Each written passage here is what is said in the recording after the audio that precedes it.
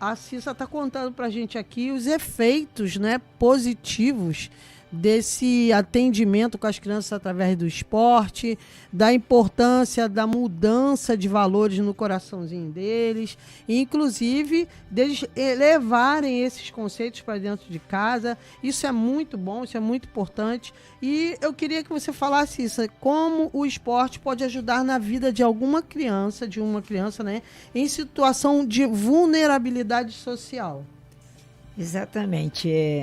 É tremenda essa pergunta, porque quando você oferece para essa criança uma oportunidade, ela não tem nada. Então, ela recebe essa oportunidade, ela não sabe nem o que vai acontecer com essa oportunidade, mas através dessa oportunidade você pode mudar a realidade dela, você pode transformar o futuro dela, dando uma possibilidade dela traçar um caminho.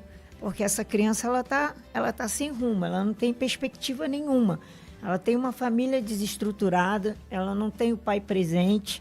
E as estatísticas vão falar que uma família com a ausência do pai, as adolescentes têm 71% chances de engravidarem.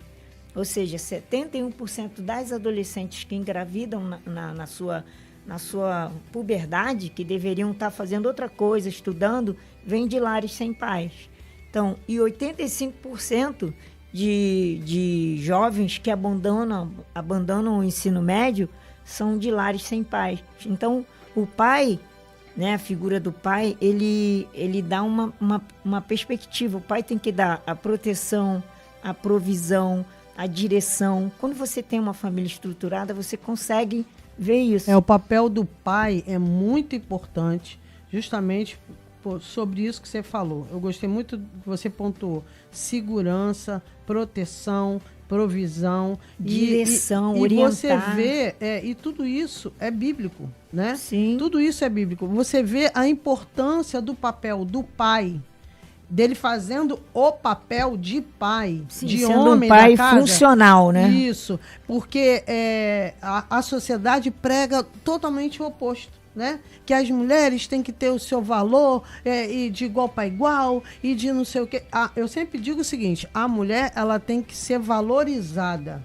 Sim, ela tem que ser ouvida, sim. É um ser humano que tem vontade, que pensa, né? Que tem sonhos, que planeja, que tem projetos. Sim, tem que ser respeitada como um ser humano, sim. Agora, a função de provisão, de proteção, essa figura masculina é muito importante. E não tem nada a ver em valorizar mais ou menos um e o outro. Sim. É cada um no seu papel. A mulher, por exemplo, é importantíssima. Ela traz o equilíbrio dentro de casa, ela traz o cuidado, né? Ela é aquela que tem uma sensibilidade que o homem não tem, né? Uma sensibilidade onde ela é ajudadora do marido, fazendo ele enxergar coisas que ele na prontidão dele, né? Na prontidão de provisão, muitas vezes ele atropela e não enxerga. Sim. Então, os dois, Deus fez o homem e a mulher para serem um só, para se completarem. Sim. Então, não estamos falando aqui de quem é o mais importante ou menos importante. Os dois são importantes. E eu gostei muito quando você falou, as pessoas que estudam sexologia, né? Eu sei porque o meu irmão, o pastor Ricardo Pinudo, ele já falou isso, falou exatamente isso que você falou, que os pais que não são muito presentes, as meninas tendem a buscar uma figura masculina na rua. Quando cola com um cara que não presta, já viu, aí é a ladeira abaixo, né? Então isso foi muito importante que você citou aí. E ainda em cima disso, quando essa criança é abandonada, né? Quando essa família está disfuncional, ela não está dentro da sua origem pela qual ela foi criada, a tendência, né, desse jovem é procurar os caminhos mais fáceis, se meter em confusão, se meter nas drogas. 81% dos jovens presos em presídios socioeducativos, menores infratores, vêm de lares sem pais. Então, você percebe, mas tem as exceções. Tem, é verdade. Tem aquele que teve tudo, teve o pai e acabou pelas más companhias. Também tem o que não teve nada e também não deu porque não presta. Sim. Existe as exceções, mas a gente está falando aqui de estatística. Sim. Né? E então, assim, eu já trabalhei dentro de uma instituição ensinando karatê, que era um projeto bem fantástico, que a maioria daqueles meninos ali, que era uma instituição socioeducativa, uma instituição para menores infratores, ou seja, menores que cometeram crimes, pequenos e grandes delitos, eles vinham de lares sem pais, desestruturados. Então, ali, eu entendi que a oportunidade que eu estava tendo ali é a mesma que eu vejo no projeto, de oferecer para aquele jovem, para aquela criança, para aquele adolescente, um caminho diferente. Então, quando você está dentro de um projeto e você tem acesso a essa criança que não tem absolutamente nada, como eu já falei, né? Todos nós sabemos que quando uma criança tem uma família, tem um lar, recebe zelo, amor, carinho, ela vai ter um futuro, um tipo de futuro. E o outro que não tem absolutamente nada, que ele tem que se virar desde pequeno, passa por dificuldades terríveis, ele não vai ter nenhum futuro, talvez um futuro drástico, um futuro temeroso. E eu queria que você dissesse como que o esporte te ajudou, Cícero. O esporte foi um achado, assim, foi um presente de Deus na minha vida, o karatê. Quando eu conheci o karatê, eu já estava com 21 anos, quando eu entrei pela primeira vez numa academia, e sem pretensão nenhuma de viajar para lugar nenhum, de ser campeã de nada. Eu só queria aprender uma luta que eu achava que com aquela luta eu ia bater em todo mundo, porque era um sentimento de autoproteção. Porque eu também não tive meu pai, não conheci meu pai. Então, eu passei por vários lugares, na rua, no orfanato. Então, quando eu encontrei o karatê, eu falei, é isso que eu quero, que eu preciso, então eu vou bater em todo mundo.